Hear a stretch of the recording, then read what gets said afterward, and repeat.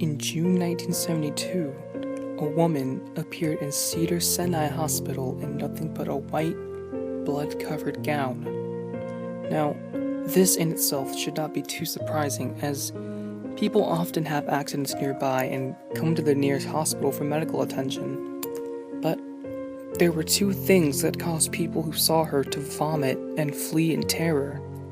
The first being that she wasn't exactly human. She resembled something close to a mannequin, but had the dexterity and fluidity of a normal human being. Her face was flawless as a mannequin's, devoid of eyebrows and smeared in makeup. There was a kitten clamped in her jaw so unnaturally tight that no teeth could be seen, and the blood was still squirting out over her gown and onto the floor. She then pulled it from her mouth, tossed it aside, and collapsed. From the moment she stepped through the entrance to when she was taken to a hospital room and cleaned up before being prepped for sedation, she was completely calm, expressionless, and motionless. The doctors thought it best to restrain her until the authorities could arrive, and she did not protest. They were unable to get any kind of response from her, and most staff members felt too uncomfortable to look directly at her for more than a few seconds. But the second the doctors tried to sedate her, she fought back with extreme force. Two members of staff had to hold her down as her body rose up from the bed with that same blank expression. She turned her emotionless eyes towards the male doctor and did something unusual. She smiled.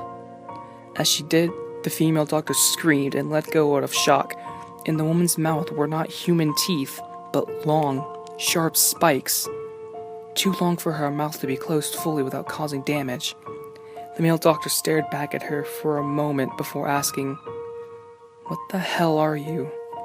She cracked her neck down to her shoulder to observe him, still smiling. There was a long pause. The security had been alerted and could be heard coming down the hallway.